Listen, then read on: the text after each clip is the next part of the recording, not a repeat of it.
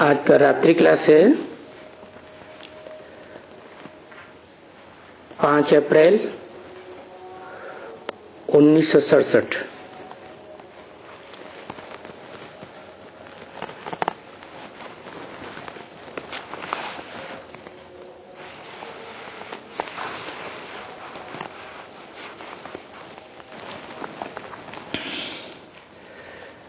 तो तुम बच्चे जानते हो कि अभी राम वो नहीं, कौन सा, त्रेता वाला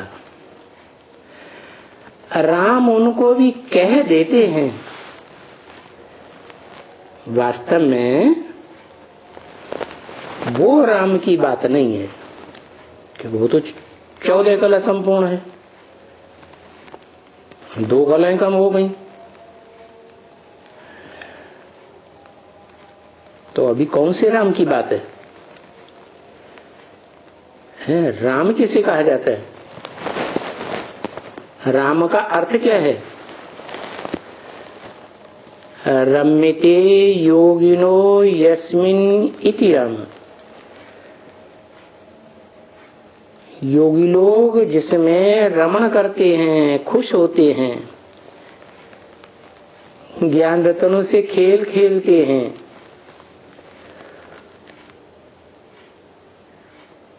उस राम की बात है। तो क्या त्रेता वाला राम ज्ञान रत्नों से खिलाता है? नहीं, ये तो संगम युगी राम की बात है। जैसा काम वैसा नाम। क्या काम किया? जो बाप के योगी बच्चे हैं उन बच्चों को रमण कराता है, ज्ञान रत्नों से खेल खिलाता है। तो वो हुआ इस ब्रॉड ड्रामा का जो शूटिंग पीरियड है। ब्रॉड ड्रामा होने से पहले रिहर्सल का टाइम है ड्रामा का। वो टाइम को कहा जाता है सतयुग और कलयुग का संगम।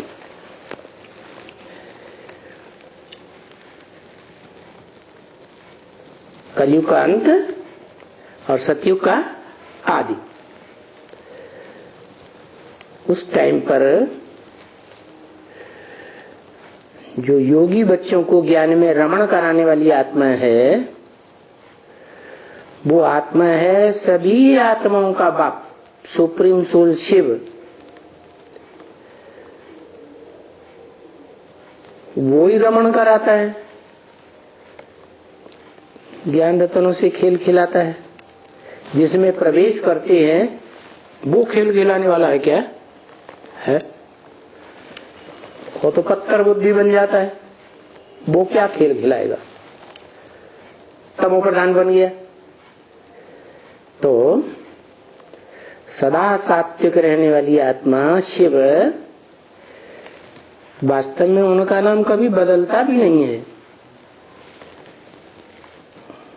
वो शिव ही उनकी बिंदी का नाम है, आत्मा का नाम है। और जितने भी नाम होते हैं वो शरीरधारियों के होते हैं। तो राम नाम भी कोई शरीरधारी है, आत्मा। जो त्रेता में 14 कला संपूर्ण राम थी, क्षत्रिय राजा राम, छात्र तेज वाला।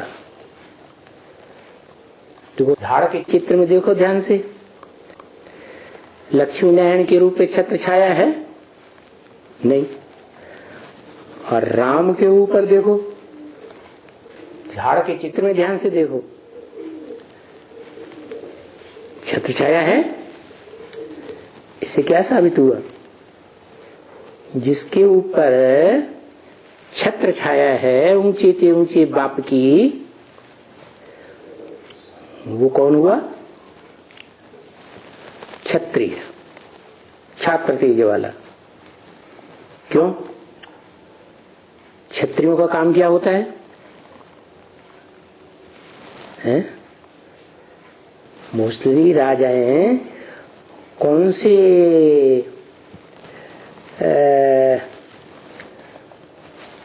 कौन सी जाति के राजाएं बने हैं? ब्राह्मण धर्म वाले राजाएं थोड़े ही बने हैं, क्षत्रिय ही राजाएं बने। क्यों? राजा वो बनते हैं जो युद्ध में जीत पाते हैं। हार जाए तो राजा थोड़ी बनेंगे। तो युद्ध करने वाले को क्षत्रिय कहा जाता है। कैसा युद्ध? युद्ध करते करते भाग जाने वाला नहीं। क्या? युद्ध करते करते भाग जाने वाला भी नहीं और शरीर छोड़ जाने वाला भी नहीं। युद्ध करते करते जीत पाने वाला। क्यों? उसकी सदा विजय होती है, जिसके ऊपर ऊंचे से ऊंचे बाप की छत्र छाया है। कौन है ऊंचे से ऊंचे बाप? आत्माओं का बाप, supreme soul, heavenly God father जिसे कहते हैं। परंतु क्रिश्चियंस तो जानते ही नहीं हैं कि निराकार ज्योति बिंदु हेवन की रचना करने वाला नहीं है। हेवन तो साकार है, साकार को रचने वाला साकार ही होगा ना। तो निराकार आत्माओं का बाप, आत्मा भी निराकार तो बाप भी निराकार। वो जब कोई साकार मनुष्य तन में प्रवेश करता है, ऐसी साकार आत्मा, मनुष्य आत्मा जो सारी मनुष्य सृष्टि का बाप है, बीज है, उसमें प्रवेश करके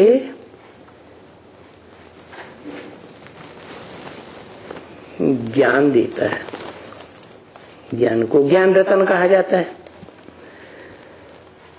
तो ज्ञान रतन से तुम बच्चे खेलते हो, तो प्रैक्टिकल में खिलाने वाले उस संगम युगी राम को राम कहा जाता है।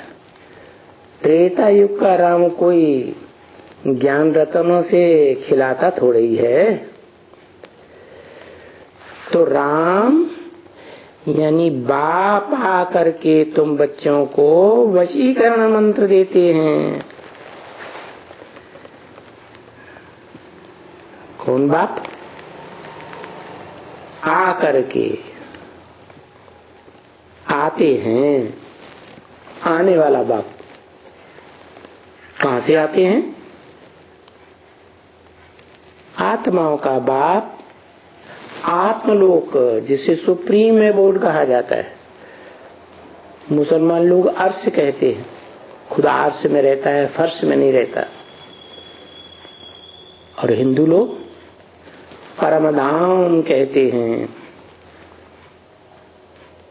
परम पिता का घर। तो वहां से आने वाला बाप वो है आत्माओं का बाप। जो आत्मलोक से आता है वो आत्माओं का बाप शिव ज्योति बिंदु, वो आकर के तुम बच्चों को वशीकरण मंत्र देते हैं। क्या कहा? तुम बच्चों को। तुम किसे कहा जाता है? सन्मुख बैठने वालों को तुम कहा जाता है। जिन्होंने सन्मुख बैठ करके समझा, सुना, माना और प्रैक्टिकल में चलते भी हैं, तो उनसे कहा तुम बच्चे। बोला भी है, मैं तुमको सुनाता हूं, ये तो बीच में सुन लेता है। तो किसको सुनाया जाता है? जो काम पूरा करके दिखाए उसको सुनाया जाता है। काम ही पूरा करके न दिखाए क्योंकि समझा ही नहीं। तो ये कह के जो इशारा किया करते हैं, ये ब्रह्मा और उसके फॉलोअर्स कुख वंशावली जो ब्रह्मा की गोद का सुख लेते रहे, ब्रह्मा की गोद की ही व्याख्या करते हैं, वो बच्चे और ब्रह्मा भी इनके लिए बोला ये है जो बाजू में बैठते हैं। तो उनको वशीकरण मंत्र नहीं देते हैं क्या? कैसा मंत्र? वशीकरण, वश में करने वाला। क्या? योग बल से कोई भी आत्मा को कंट्रोल कर सकते हो। योग बल है वाइब्रेशन की ताकत। क्या? जो आत्मा सारे विश्व के ऊपर कंट्रोल करने वाली है, उसको भी वश में कर सकते हो। बताओ, दुनिया में कोई आत्मा है जो सारे विश्व को कंट्रोल करती है? अरे कम से कम एक स्लेट ले आओ मार्केट से।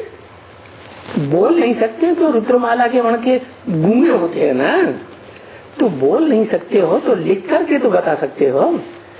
है? 2-3 प्लेटें ले आओ, है? खरिया ले आओ और लिख करके दे दो। कोई आत्मा ऐसी है इस संसार में जो सारी दुनिया की आत्माओं को वश में कर लेती है? कोई है या नहीं है? कौन है?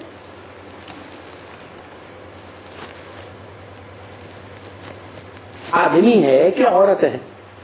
आदमी बड़ा होता है, औरत थोड़ी छोटी होती है। कौन है? बड़ा आदमी है या छोटा है?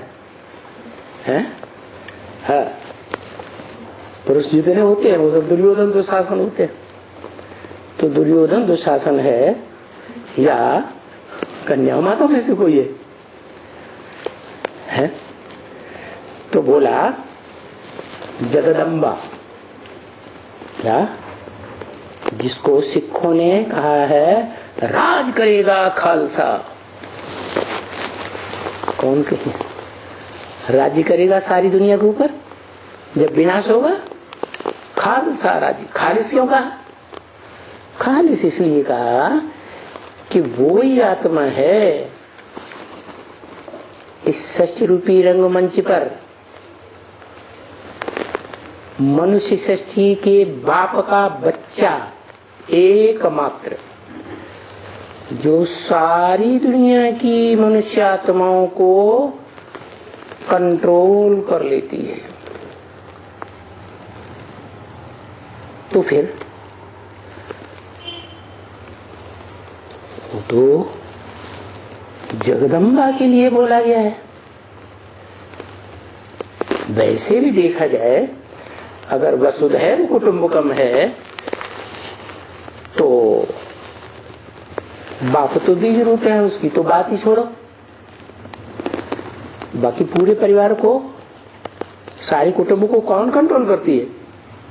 माँ ही तो कंट्रोल करती है। तो वो जगदम्बा स्त्री है या पुरुष है? है? क्या है? स्त्री है। चोले से तो स्त्री है। फिर सिखों ने ऐसे क्यों कह दिया राज करेगा खालसा? खालसी कहना चाहिए, स्त्री कहना चाहिए। लेकिन सिख लोगों को भी ये ज्ञान हो जाता है कि इस मनुष्य सृष्टि में जब नई सृष्टि रची जाती है तो पहले पहले जो आत्मिक स्थिति में स्थित बच्चे होते हैं वो बाप के बच्चे हैं बड़े। उनको कहा जाता है रुद्राक्ष की माला। क्या? वो रुद्र की अक्ष माने आंखें हैं। सारे संसार का सारा समाचार महाविनाश के टाइम पर रुद्र को देते हैं। किस क्षेत्र में ऐसे हुआ, उस क्षेत्र में वैसे हुआ, उस क्षेत्र में वैसे, 10 दिशाओं का सारा हाल लेते हैं। तो उन बच्चों को कंट्रोल करने वाली आत्मा संगम युग के अंतिम टाइम पर भी 500-700 करोड़ मनुष्य आत्माओं को, जो बच्चे के रूप में हैं, मनुष्य सृष्टि के बाप के बच्चे, उन सबको वश में कर लेती है। ऐसा पक्का पक्का उसे वशीकरण मंत्र याद है। क्या मंत्र है? मंत्र है मुझे याद करो, मामेकम, मुझे एक को याद करो। अब एक को याद करो का मतलब क्या है? आत्माओं के बाप को याद करो, बिंदु को। अरे बिंदु बिंदु बिंदु बिंदु, चींटी की आत्मा, हाथी की आत्मा, मनुष्य की आत्मा, राक्षस की आत्मा, देवता की आत्मा, कौन सी आत्मा? कैसे पता चलेगा बिंदी आत्मा? कौन सी बिंदी को याद करें? इसलिए बताया कि वो सुप्रीम सोल ज्योति बिंदु जिस मुकर्रर साकार शरीर में प्रवेश करती है, क्या और कोई में मुकर्रर रूप से प्रवेश नहीं करती, टेम्परेरी प्रवेश करेगी, नंबर 1। लेकिन जिस रथ में मुकर्रर रूप से प्रवेश करती है, आदि से लेकर के अंत तक, उस रथ की बात है। वो रथ को ही भागीरथ कहा है शास्त्र में। भाग्यशाली रथ। कैसा रथ? भाग्यशाली रथ। मरने वाले को भाग्यशाली रथ कहेंगे है? जो इस षष्ठी रूपी रंगमंच पर महाविनाश में मर जाए वो भाग्यशाली रथ हुआ? नहीं, ये तो सिख लोग भी जानते हैं। अकाल मूर्त। कैसी मूर्ति? अकाल, जिसको काल खा नहीं सकता, जो सारी दुनिया को खा जाएगा, वो मूर्त, वो रथ, लेकिन उसको कोई खा नहीं सकेगा। वो है मनुष्य सृष्टि का बाप। हद की मृत्यु भी नहीं होती और बेहद की मृत्यु भी नहीं होती। अनिश्चय बुद्धि, वो कभी अनिश्चय बुद्धि नहीं बनता। हाँ, जगदम्बा अनिश्चय बुद्धि बनती है, लेकिन उसमें शिफ्ट क्या है? उसमें शिफ्ट ये है कि वो उस मुकर्रर रथ को याद ही करती रहती है। वो याद उसे छूटती नहीं। कारण ये है कि कन्या के ऊपर जिस पुरुष की पहली पहली छाप पड़ती है, ठप्पा लगता है, कन्या उसे जीवन भर भूल नहीं पाती। एक तो ये, और दूसरी बात, लंबे समय तक वो मनुष्य सृष्टि के बीज रूप बाप के संग में रहती है, साथ रहती है। तो संग का रंग लगेगा कि नहीं लगेगा? और थोड़े बहुत समय, लंबे समय तक रहे, वो भी नहीं, उससे ज्यादा लंबे समय का इंद्रियों का साथ, दृष्टि का साथ, ज्ञान इंद्रियों या कर्म इंद्रियों का साथ कोई भी नहीं निभा पाता। उसके मुकाबले सब अल्पकाल में रहते हैं। बुद्धि से भी नहीं कि मन बुद्धि से निभाए, क्योंकि जो बाप कहते हैं ब्रह्मा के मुख से वेदवाणी में कि तुम मुझे बिंदु रूप में, सूक्ष्म रूप में नहीं याद कर सकते हो, कोई बात नहीं, क्या करो, मेरा जो बड़ा आकार रूप है जिसमें मैं प्रवेश करता हूं, उस लिंगों को याद करो। माने उसकी कर्मेंद्रियां याद ना है, लेकिन देह जरूर याद आए। तो बड़े रूप को याद करेंगे तो भी तुम बाप समान बन जाएंगे, क्योंकि इस दुनिया में मनुष्य सृष्टि के बाप से ऊंच पद पाना कोई हो ही नहीं सकता। मनुष्य सृष्टि का बाप ऊंच ते ऊंच है, उसके साकार स्वरूप को, जो अविनाशी स्वरूप है, जिसको काल ही नहीं खा सकता महाविनाश में, उस साकार स्वरूप को भी याद करेंगे तो भी तुम्हारे अंदर संग का रंग लगेगा या नहीं लगेगा? और सबसे जास्ती लगेगा कि कम लगेगा? है, सबसे जास्ती लगेगा। और ये भी बात है, साकार की छाप साधारण नहीं होती है। साकार में रसगुल्ला खाया होगा तो याद आएगा या नहीं आएगा? है, जरूर याद आएगा। देखो, जन्म जन्मांतर स्त्री साकार पति को याद करती है जीवन भर, तो अंत समय में कौन याद आता है? साकार याद आ जाता है।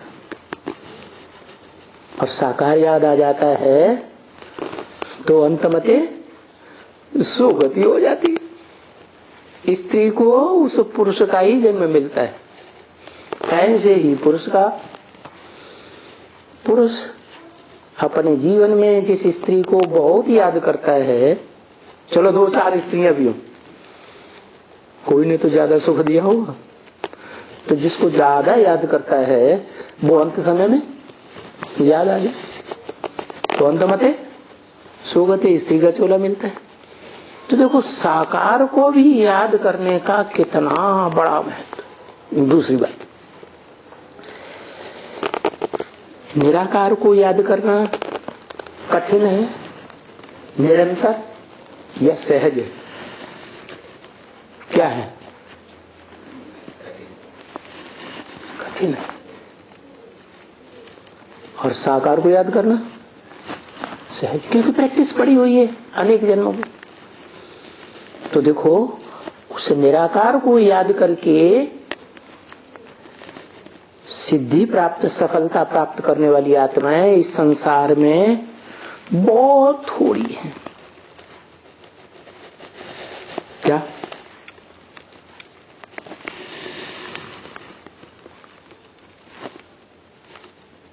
बाकी जितनी भी मनुष्य आत्माएं हैं, ढेर की ढेर,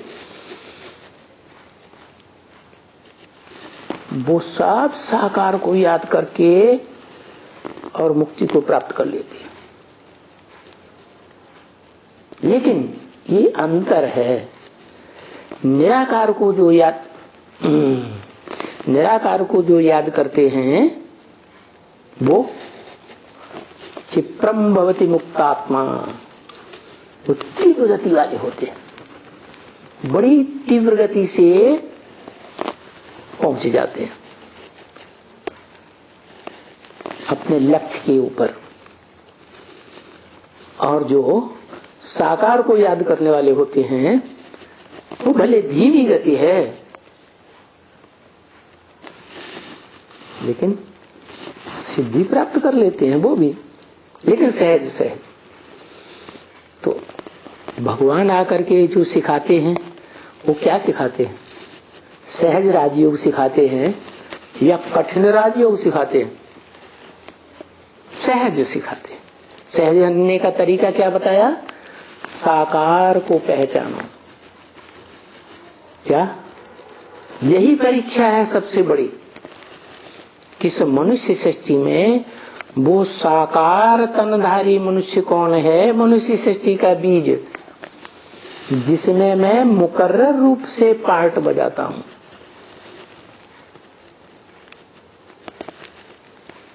डायरेक्टर बन के पार्ट बजाता हूं। डायरेक्टर हमेशा पर्दे के पीछे रहता है, दिखाई तो किसी को पड़ता नहीं। हीरो, हीरोइन, एक्टर्स सब दिखाई पड़ते हैं, वो नहीं दिखाई पड़ता। तो मैं किस में पार्ट बजा रहा हूं, किस साकार शरीरधारी में, ये बात को पक्का पक्का पहचान लेना। और फिर कभी मृत्यु पर्यंत, जब तक इस सृष्टि का विनाश हो, कभी न भूलना। इतना पक्का निश्चय बुद्धि हो जाए तो ऐसी आत्माओं को साकार में निराकार याद करने से, साकार शरीरधारी में निराकार ज्योति बिंदु शिव को याद करने से बहुत सहज हो जाता है। इसलिए तुलसीदास ने लिखा है, सगुण ही अगुण ही नहीं कछु भेदा। साकार और निराकार में कोई भेद नहीं है। उभय हरे भव संभव खेदा। दोनों ही इस संसार के दुख को हरण करने वाले हैं। निराकार भी हरण करने वाला है और साकार भी हरण करने वाला है। और निराकार साकार दोनों का कॉम्बिनेशन हो, जो हम ब्राह्मण लोग कहते भी हैं, बाप दादा कंबाइंड है। लेकिन ब्राह्मण समझ नहीं पाते हैं कौन से बाप दादा। देवभान में रहने वाले ब्राह्मण को वंशावली समझते हैं, रामकृष्ण शरीरधारियों को, लेकिन वो बात नहीं है। जो निराकार राम है और जो साकार राम वाली आत्मा त्रेता युग वाली भी है, जो संगम युग में मुकर्रर रथ का पार्ट बजाती है, दोनों ही आत्माएं एक टाइम ऐसा आता है कि निराकारी स्टेज वाली बन जाती है। शिव बाप कहते हैं, मैं तुम बच्चों को आप समान बना के जाऊंगा नंबरवार, तो कोई 100% भी तो बनता होगा। तो जो 100% निराकारी स्टेज में टिक जाता है, शिव बाप समान ही निराकार बन जाता है, उसकी संसार में शिवलिंग के रूप में पूजा होती है। क्या? किसकी पूजा होती है? क्या कहते हैं उसको? शिवलिंग। अरे जो ओरिजिनल शिव है सदा कल्याणकारी है, कभी अकल्याणकारी बनता ही नहीं। वो सदा निराकार रहने वाला सदा शिव है, या कोई और आत्मा है? कोई आत्मा है और इस संसार में जो सदा कल्याणकारी रहे? कोई नहीं। मनुष्य सृष्टि का बीज बाप भी नहीं, वो ही सारी सृष्टि का विनाश करा देता है। कल्याणकारी कहाँ हुआ? हाय हाय करके मरते हैं ढेर के ढेर, तो कल्याणकारी हुआ। लेकिन बताया है कि सदा कल्याणकारी बनकर के रहने वाला, पार्ट बजाने वाला किरदार आत्मा एक ही है, शिव। उसके नाम पर उसके काम पर उसका नाम शिव पड़ा। शिव माने कल्याणकारी। लेकिन शिव के समान एक आत्मा और भी है जो बन जाती है पुरुषार्थ करके।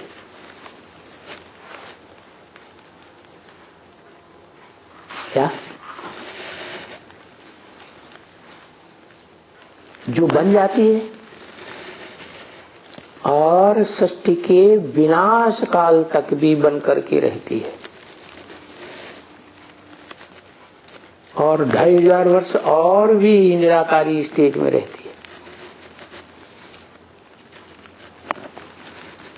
उससे ज्यादा लंबे समय तक निराकारी स्टेज में कोई रह ही नहीं सकता। तो वो उस वशीकरण मंत्र को जो याद कहा जाता है, योग का मंत्र कहा जाता है, महामंत्र कहा जाता है, मन मना भव, मेरे मन में समा जा। वो कहने वाला शिव नहीं है। शिव को मन है? वो तो असोचता है, उसको मन है ही नहीं, तो कहेगा कैसे मेरे मन में समा जा? तो जिसमें प्रवेश करता है वो साकार मनुष्य सृष्टि का बाप कहता है मेरे मन में समा जा। वो मनन चिंतन मंथन करने वाला मन भी है। मनुष्य सृष्टि के बीच में क्षिप्र बुद्धि तो है ही, बहुत तीक्ष्ण गति वाला है। क्षिप्र माने तीक्ष्ण गति वाला। जैसे और धर्म पिताएं हैं, चाहे वो ब्रह्मा हो, इब्राहिम हो, बुद्ध हो, क्राइस्ट हो, कोई भी धर्म पिता हो, वो निराकार को याद करते हैं, साकार को याद करते हैं? तो निराकार को याद करते हैं, तो साकार को पहचान ही नहीं पाते। जो विधर्मी धर्म पिताओं में सबसे मुख्य सृष्टि के आदि वाला ब्रह्मा है, वो ही बाप को नहीं जान पाता बहुत लंबे समय तक। और दूसरे बाद में आने वाले कैसे जानेंगे? वो तो आते ही हैं आधा कल्प के बाद, इब्राहिम, बुद्ध, क्राइस्ट आदि। तो जब बाप को जानते ही नहीं है तो याद कैसे करेंगे? न निराकार को सही तरीके से पहचान पाते, न साकार को पहचान पाते। और यहाँ तो साकार निराकार का कॉम्बिनेशन है दोनों ही आत्माएं। एक है आत्माओं का बाप और दूसरा है साकार मनुष्य आत्माओं का बाप। दोनों आत्माएं हैं, लेकिन एक बाप के रूप में और दूसरा किस संबंध में? आत्माओं के बीच। उसको क्या कहा जाए? 500 करोड़ आत्माओं का के बीच में, वो आत्माओं के बीच में शिव बाप का बड़ा बच्चा है ना, है या नहीं है? तो जो बड़ा बच्चा है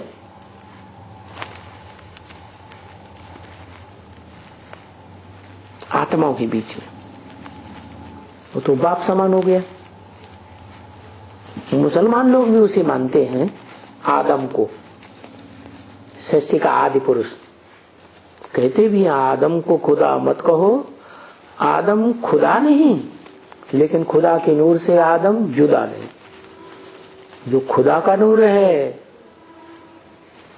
ज्योतिर्लिंगम, वो ही नूर आदम का भी नूर है। इसलिए आदम को ही लिंग के रूप में पूजा जाता है। आज जो यादगार मंदिरों में लिंग है, उसमें बिंदु हीरा नहीं दिखाते हैं,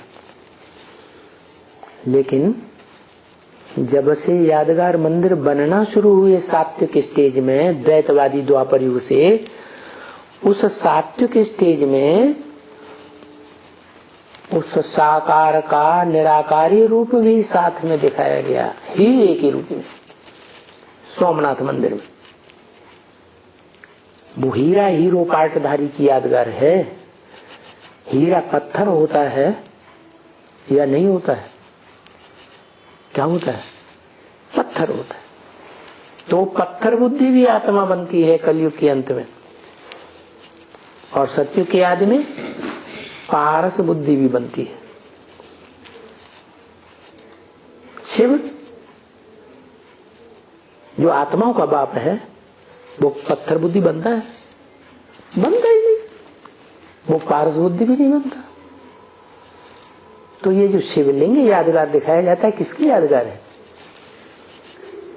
शिव निराकार ज्योति बिंदु जिसमें मुकर्रर रूप से प्रवेश करता है, उस हीरो पार्टधारी की यादगार है। इसलिए हीरे के रूप में सोमनाथ मंदिर में वो लिंग में हीरा जड़ा हुआ था। लिंग लाल लाल है, पत्थर बड़ा रूप। वो शरीर की यादगार है, जिस शरीर के रोम रोम में ज्ञान भरा रहता है, ज्ञान की रोशनी भरी रहती। वो शरीर रूपी जो घर है, वो ज्ञान का, वो रोशनी का ऐसा भंडार है, रोम रोम में ऐसा ज्ञान भरा हुआ है कि वो परम ब्रह्म का घर हो गया, और होता भी है वास्तव में। इसलिए लाल लाल पत्थर का लिंग दिखाया जाता है। शिव बाप भी ब्रह्मा मुख से वेदवाणी मुरली में कहते हैं, तुम बच्चे परम धाम को इस सृष्टि पर उतार लेंगे। माना इस सृष्टि पर उतारेंगे स्मृति के आधार पर, तो पहले तो शरीर में उतरेगा। कोई शरीरधारी तो परम धाम के तरह लगातार प्रकाशित बनेगा ना, ज्ञान के प्रकाश से प्रकाशित, ज्ञान की रोशनी के भंडार से प्रकाशित। तो जो आत्मा ज्ञान के रोशनी के भंडार से भरपूर बन जाती है, उसे ब्रह्म के समान घर कहा है, आत्माओं का घर। जो कहता है मन मना भव, मेरे मन में समा जा, माना मेरे मन में क्या है, क्यों समा जाए भाई? तेरे मन में शिव ही याद है, बैठा हुआ है। तेरी स्मृति में क्या बैठा है? सिर्फ ज्योति बिंदु शिव। क्या साकार बैठा है? निराकार ही बैठा है, साकार नहीं बैठा है। उसे याद करना कठिन होता है कि सहज होता है? वो सहज योगी है, ये कठिन योगी है। सहज योगी है।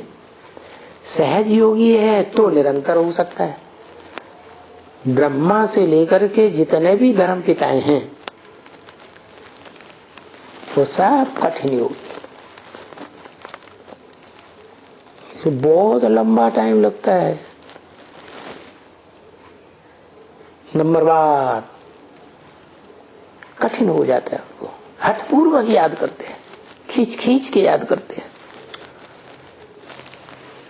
तो जिसको सहज होता है उसकी याद भी निरंतर हो जाती है। निरंतर माने सिर्फ 8 घंटे की रहेगी, बाकी 16 घंटे का अंतर पड़ेगा या नहीं पड़ेगा? अरे ऐसे ऐसे है, ऐसे कुछ तो करो। गूंगे बच्चों रुद्रमाला के माँ के है? वो निरंतर याद करेगा तो सहज हो जाएगा ना, क्योंकि अपने स्वरूप को कोई याद कर सकता है कि नहीं? अपने चेहरे को कोई शरीर को याद कर सकता है या नहीं? याद नहीं कर सकता। लेकिन शीशे में देख के, शीशे में देख ले तो फिर याद आएगा नहीं? याद आएगा ना। तो वो साकार स्वरूप में निराकार को याद भी कर सकता है। दूसरी बात, अपनी प्रकृति के मध्य में निराकार को या निराकार आत्मा, अपनी आत्मा को याद करना, जो अपनी आत्मा ज्योति बिंदु और आत्माओं के बाप की आत्मा ज्योति बिंदु दोनों एक जैसे हैं, सहज पड़ेगा कठिन पड़ेगा? सहज ही पड़ेगा। तो ये तो और सहज हो गया, अपनी आत्मा को याद करना। इसलिए बाप कहते हैं पहले अपनी आत्मा को याद करो फिर बाप को याद करो। माना अपनी आत्मा नजदीक है ना, और प्रैक्टिकल में अंदर है या नहीं है? प्रैक्टिकल में है। तो जो प्रैक्टिकल में अंदर आत्मा है, और माताएं तो जन्म जन्मांतर बिंदी लगाती ही रही है, एक दूसरे को देखती रही है, तो वो बिंदी के रूप में देखती रही। पुरुष भी आत्मिक स्मृति का टीका लगाते रहे, तो सहज हुआ ना। भारतवासियों को तो सहज ही होना चाहिए। तो वो जो मनुष्य सृष्टि का बाप है, उसके लिए अपने ही साकार स्वरूप में निराकार को याद करना बहुत सहज हो जाता है। सहज थे सहज। बाकी धर्म पिताओं को नंबरवार कठिन होता जाता है। इसलिए वो इतना निराकारी स्टेज में नहीं रह सकते कि विनाश काल में निराकार को याद रख पाए। उस समय तो बहुत परीक्षाएं आएंगी प्रकृति के द्वारा, माया के द्वारा। है? सबको हिला के रख देंगे कि नहीं? परीक्षाएं, परिस्थितियां। तो उस समय कोई निराकार को याद करे, वो तो धर्म पिताओं का ही काम है।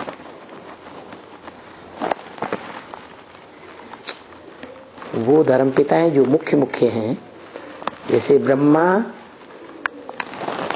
चंद्रवंशियों का बाप, इब्राहिम इस्लाम धर्म का बाप, बुद्ध बौद्धियों का बाप, क्राइस्ट क्रिश्चियंस का बाप, और उनके सहयोगी धर्म पिताएं भी आते हैं बाद में, वो भी नंबरवार है।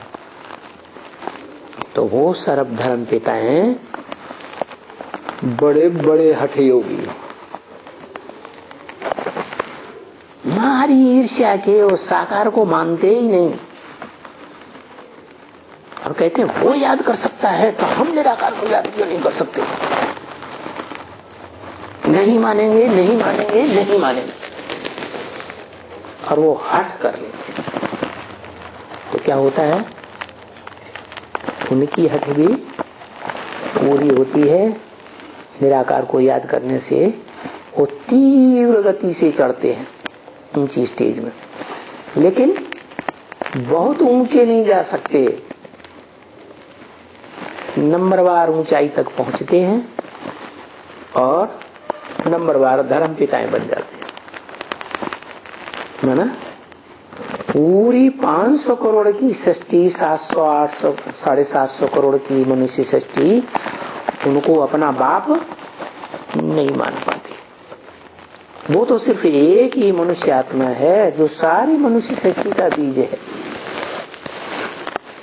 आदम, एडम, आदिदेव, शंकर, महादेव, वो एक ही आत्मा है जिसको सारी मनुष्य सृष्टि अंत में भगवान बाप का साकार स्वरूप समझ लेती है और उसे याद करती है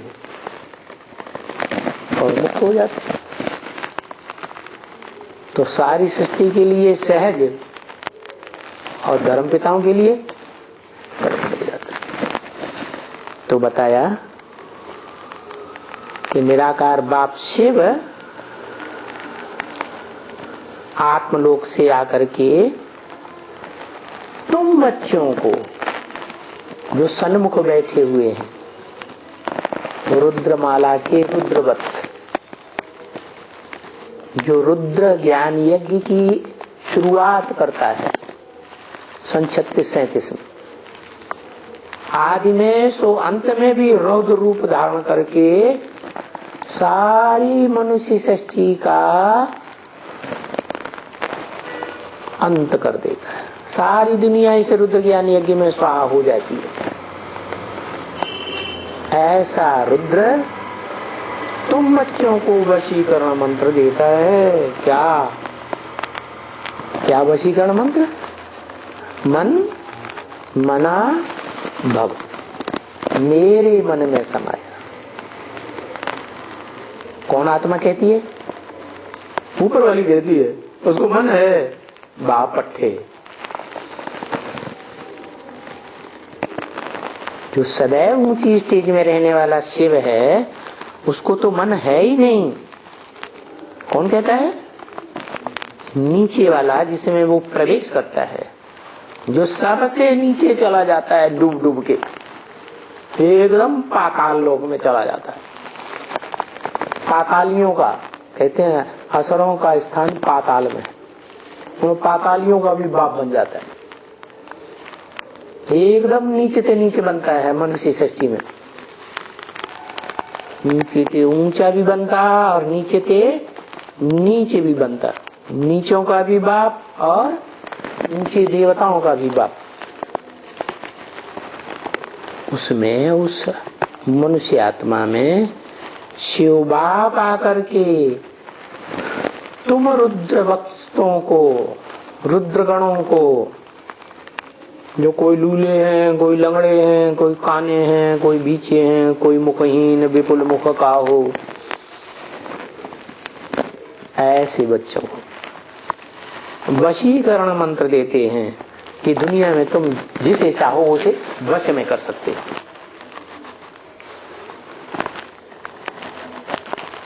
किस लिए देते हैं? ये वशीकरण मंत्र देने का कारण क्या है? इसलिए देते हैं कि तुम बच्चे माया जीते जगत जीत बन जाओ। क्या? जितना वशीकरण मंत्र का उपयोग करेंगे योग बल के आधार पर, जो तुम्हें वशीकरण मंत्र मिलता है, तो तुम माया को जीत सकते हो। पूरा नहीं जीतेंगे, नंबर वार थोड़ा बहुत तो जीतेंगे, नहीं जीतेंगे, जीतेंगे। तो जितना माया को जीतेंगे उतने जगत जीत बन जाएगा। जैसे 8 दिग्पाल माने गए हिंदू शास्त्रों में कि वो 8 दिशाओं को जीत लेते हैं नंबरवार। कोई उत्तर दिशा का, कोई दक्षिण दिशा का, कोई पूर्व दिशा का, कोई पश्चिम दिशा का। उन 4 दिशाओं के कोण में भी 4 बैठे हुए हैं। क्या कहा? तो ऊपर वाला भी और फिर नीचे वाला भी अलग है। तो 10 दिशाओं को कंट्रोल करने वाले हैं, वो नंबरवार हैं। तो बता दिया किस लिए वशीकरण मंत्र देते हैं कि तुम क्या करो, जगत जीत बन सकते हो। सारे जगत को जीतने वाले क्या बन सकते हो? जगन्नाथ बन सकते हो। बन सकते हो कि नहीं है? और कुमारों को तो खास बोला है। क्या बोला है? कुमार जो चाहे किसको कर सकते हैं। सारी दुनिया को सारे जगत को जीतना चाहें तो जगत को भी जीत सकते हैं। जगदम्बा को जीत सकते हैं। हाँ, क्यों? जो चाहे सो कर सकते हो, तो क्या नहीं कर सकते? सबको जीत सकते। काहे से? वशीकरण मंत्र से। माया जीते जगत जीते। क्या? माया बड़ी बुद्धिशाली है, शक्तिशाली नहीं है। दुनिया में सबसे जास्ती शक्तिशाली है जगदम्बा। क्या? माया बेटी जो है ना, वो जगदम्बा की बड़ी बच्ची है या छोटी बच्ची है? बड़ी बच्ची है। क्या? बड़ी बच्ची। ऐसे नहीं, कैसी बच्ची है? बड़ी बच्ची है। तो जो बड़ी बच्ची है वो सभी बच्चियों को अपने कंट्रोल में करेगी या नहीं करेगी? जैसे कहते हैं बड़ा भाई बाप समान कहा जाता है, ऐसे ही बड़ी बहन भी माँ समान हो गई। तो माँ अगर खुदा न खास्ता मौजूद नहीं है तो छोटी छोटी बच्चियां किसको अपनी अम्मा समझेगी? बड़ी बहन। तो और बहनें तो समझेगी छोटी छोटी है अपनी अम्मा, लेकिन उस बड़ी बेटी की जो अम्मा है, जिसे कहा जाता है जगदम्बा, उसको भी कंट्रोल कर लेगी कि नहीं कर लेगी?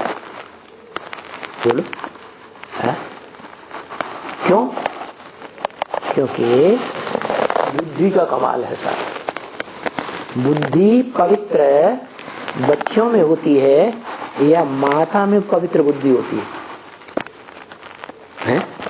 बच्चों में पवित्र बुद्धि। बच्चों में भी जो बच्चियां हैं उनकी और ज्यादा पवित्र बुद्धि होती है, और वो है माया, बड़ी बेटी। तो जगदम्बा माता को भी कंट्रोल कर सकती है कि नहीं कर सकती है? कर सकती है और कर लेती है। माया बड़ी ठगनी है, चालाक है। देखती है कि मैं माया बेटी तो हूँ, मेरे अंदर 5 विकारों की माया तो भरी हुई है, मैं अपने को रोक नहीं पाती, इसलिए बाप के ऊपर भी माया फैलाती है। क्या बनती है, क्या बन जाती है, कैसी माया फैलाती है? अंदर अंदर से ये माया फैलाती है कि ये बाप भी मेरे कब्जे में आ जाए और मैं इसके साथ जो चाहूं सो करूं। ऐसी माया बेटियां होती है कि नहीं दुनिया में? होती है।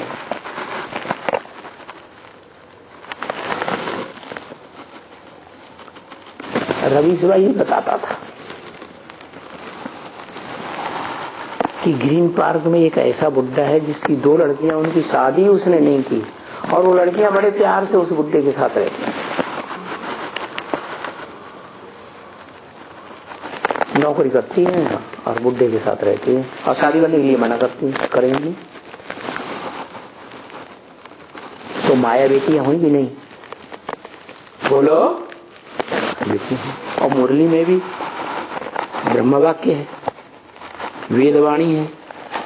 क्या आज की दुनिया ऐसी है कि बाप बच्ची को नहीं छोड़ता, भाई बहन को नहीं छोड़ता, मामा भांजी को नहीं छोड़ता, चाचा भतीजी को नहीं छोड़ता। अरे कन्याओं के तो सारी दुनिया दुश्मन बन पड़ी है। टीचर स्टूडेंट को नहीं छोड़ता, गुरु चेले को नहीं छोड़ता। क्यों? कि कलयुग के अंत में सारी दुनिया अति भोगी बन जाती है। ऐसे तो सब आत्माएं भोगी तो हैं ही, एक शिव को छोड़ करके, लेकिन कलयुग के अंत में तो अति हो जाती है विकारों की। उनमें भी सबसे जास्ती विकार की अति होती है काम विकार। तो माया बेटी की बात बताई कि वो तो है ही मायावी बेटी, अंदर कुछ और बाहर से दुनिया को क्या दिखाती है, मेरा पापा है। और जो नजदीक आने वाले होंगे वो तो जान ही जाएंगे तुम्हारा पापा है कि क्या है। तो माया बेटी जब देखती है कि ये पापा मेरे कंट्रोल में नहीं आता है, जैसे मैं चाहूं वैसे इसको यूज नहीं कर सकती हूं, तो युक्ति अपनाती है। कब युक्ति अपनाती है? जब बाप के जो रुद्रमाला के रुद्रगण हैं उनके योग बल से बहुत तंग आ जाती है, थक जाती है, यहाँ तक कि स्थूल शरीर भी छोड़ देती है, तो फिर सूक्ष्म शरीर धारण करके बुद्धि भी तीक्ष्ण हो जाती है, सूक्ष्म शरीर भी ज्यादा ताकतवर बन जाता है। तो वो युक्ति अपनाती है। क्या युक्ति अपनाती है? जो जगदम्बा है ना, क्या जो होने वाली नई दुनिया आने वाली है ना, उसमें वसुधैव कुटुम्बकम बनेगा ना, उसकी अम्मा कौन है? हा? जो सारी वसुधा कुटुंब बनेगी, उस वसुधा रूपी धरणी के रूप में अम्मा कौन है? है जगदम्बा, जगजननी, जगदम्बा ना। तो बस माता को मुट्ठी में लेती है। वो कैसे मुट्ठी में ले लेती है? माता तो बड़ी है, वो तो बाद में पैदा हुई, छोटी है। क्योंकि माँ की जो बड़ी बच्ची पैदा होती है तो बुद्धि में पवित्र ज्यादा होगी या पवित्र होगी, तीक्ष्ण बुद्धि होगी या साधारण होगी माँ के मुकाबले? है माँ के मुकाबले बुद्धि में ज्यादा तीखी पवित्र बुद्धि होगी या नहीं होगी? होगी। तो वो माता को मुट्ठी में ले लेती है। और वो माता है धरणी का रूप, प्रकृति का। अगर अच्छे से अच्छा रूप देखना हो तो धरणी में देख लो, और बुरे से बुरा रूप देखना हो, भयंकर से भयंकर रूप, तो धरणी में देख लो। क्योंकि ये धरणी माता जो है, पृथ्वी जब विकराल रूप धारण करती है, तामसी बड़े बड़े भूकंप लाती है, तो दुनिया की ज्यादा परसेंटेज में आबादी खलास कर देती है। भयंकर हुई ना, बहुत ताकतवर है।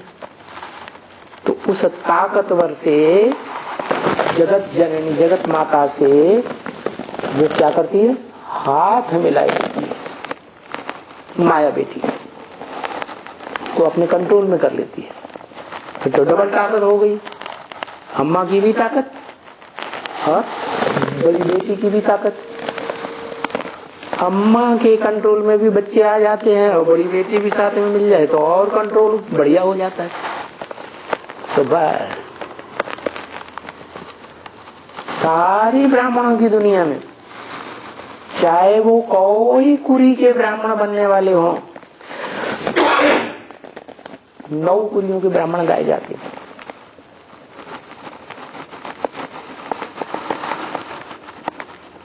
जो ब्राह्मण द्वापर युग से कंट्रोल में आ जाते हैं, द्वैतवादी धर्म पिताओं के कंट्रोल, संघ के रंग में आ जाते हैं, एक को छोड़कर।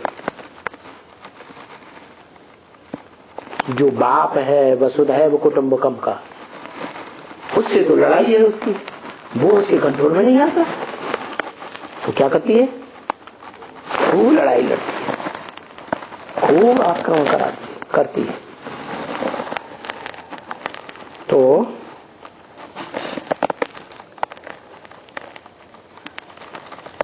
माया की, बेटी की और बाप की लड़ाई होती है। लोग लगा के बैठेंगे तो नहीं तो जरूर आएगी।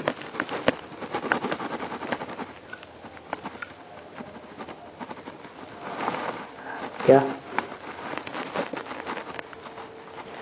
लड़ाई होती है, और उस लड़ाई में क्या होता है, सारी दुनिया एक तरफ हो गई, सारा परिवार ब्राह्मणों का एक तरफ हो गया। 9 कुरियों के ब्राह्मण एक बाप को छोड़ करके सारे एक तरफ हो गए। शूटिंग पीरियड में यज्ञ के आदि में भी ऐसे ही होता है, सारी दुनिया एक तरफ और बाप दूसरी तरफ। माया बेटी और जगदम्बा सब बच्चे, चाहे वो कोई कुरी के ब्राह्मण हो, सारे एक तरफ चले जाते हैं। आगे सो अंत में भी ऐसे ही होता है। जब परम ब्रह्म आदि ब्रह्मा की 100 साल की आयु 76 में पूरी होती है, तो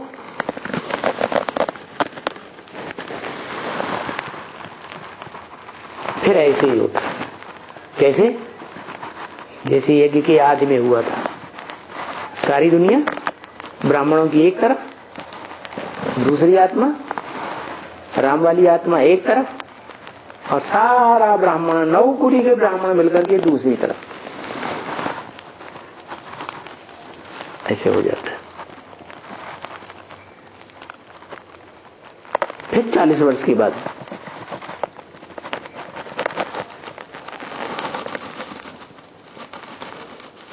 इसके लिए बोला 40-50 वर्ष में तुम बच्चे तमो प्रधान से सतो प्रधान बनते हैं। तो 76 से लेकर के 2016-17 के अंत तक फिर ऐसे ही हो जाता है। माया ऐसी जोर से आक्रमण करती है, माँ के साथ मिलकर, सभी बच्चों के साथ मिलकर, कि सारी दुनिया एक तरफ, चाहे बीज रूप आत्माओं की दुनिया हो, चाहे आधार मूर्त आत्माओं की दुनिया, जड़ों की दुनिया हो, और चाहे 500-700 करोड़ की दुनिया हो, सब आत्माएं एक तरफ और एक आत्मा दूसरी तरफ। तो बताया फिर क्या होता है, फिर 2 का राज्य चलेगा या 1 का राज्य चलेगा। एक तो माया बेटी लड़ाई लड़ने वाली, और उसने अपनी मुट्ठी में ले लिया अम्बा जगदम्बा को। वो 2 ही शक्तिशाली रह गए ना परिवार के बीच में, वसुधैव कुटुंबकम के बीच में। तो किसकी चलेगी? माया बेटी की चलेगी कि अम्मा की चलेगी? कौन पावरफुल है? जाकी लाठी काकी भैंस। जिसके हाथ में हिंसा करने की शक्ति ज्यादा होगी वो ही बचेगा, हिंसक ही बचेंगे। तो कौन बचती है दोनों के बीच में कंट्रोलर? जगदम्बा या माया बेटी है? माया बेटी तो विकारों का आक्रमण करती है, और जो प्रकृति रूपी धरणी है वो कौन सा आक्रमण करेगी? बड़े बड़े भूकंप लाती है। तो माया बेटी भी उसमें मुकाबला कर पाएगी? नहीं कर पाती। तो सारी ब्राह्मणों की दुनिया के अंदर वो जगदम्बा जो है वो कंट्रोल करती है।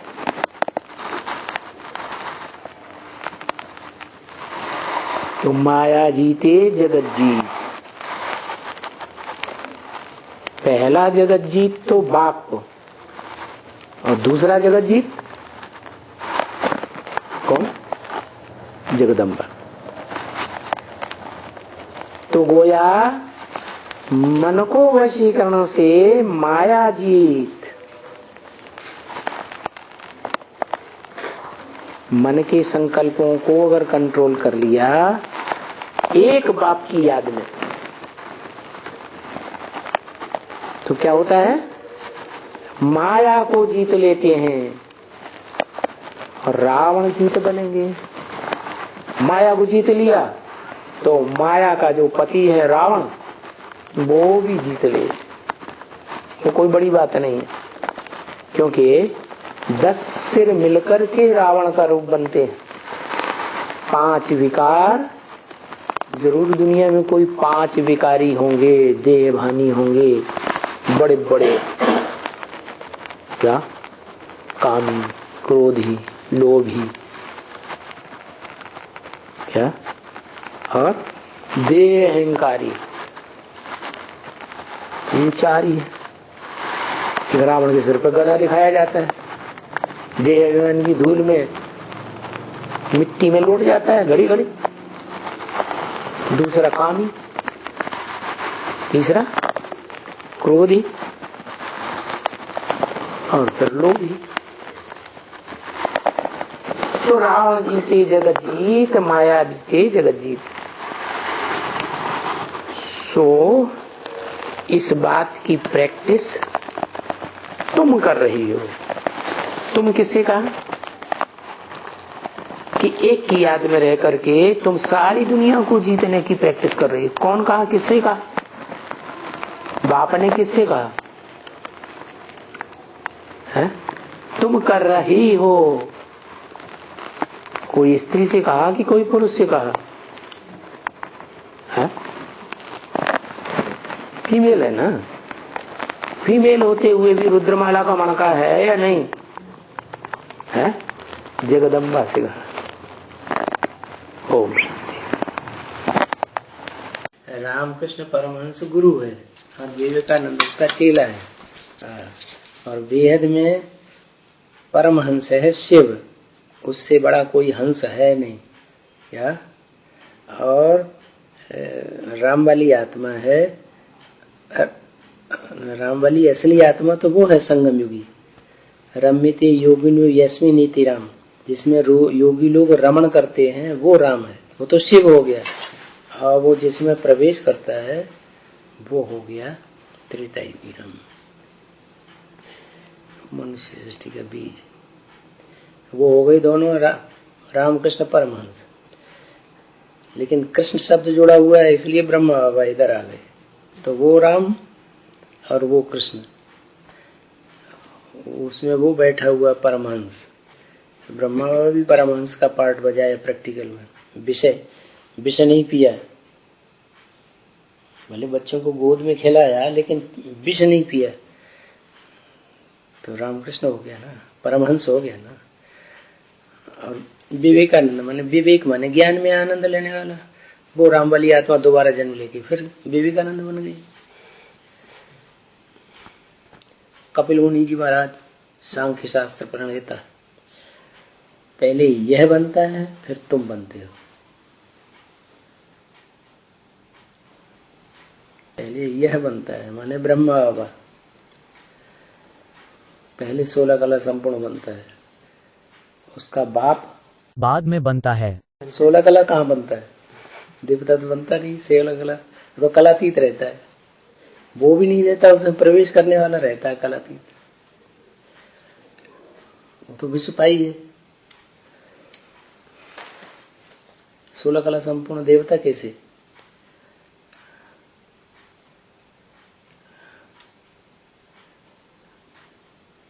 पहले ये बनता है फिर तुम बनते हो। माना सूक्ष्म शरीरधारियों में ज्यादा तीक्ष्णता होती है बुद्धि की, या साकार शरीरधारियों में ज्यादा तीक्ष्णता बुद्धि की होती है? सूक्ष्म शरीरधारी में। इसलिए जब वो पूरा समझ जाता है तो प्रैक्टिकल में आगे बढ़ जाता है। फास्ट। कौन? ब्रह्मा। हाँ, पूरा समझा, 1 2 4 सेकंड में फटाक से बन गया। अच्छा। संपन्न स्टेज में फिर वो बनता है, फिर ये भी बन जाता है। इसलिए त्रिकाल में माना पहले वो बनेगा फिर ये। 16 कला संपूर्ण वो बनेगा, देवता पहले वो बनेगा।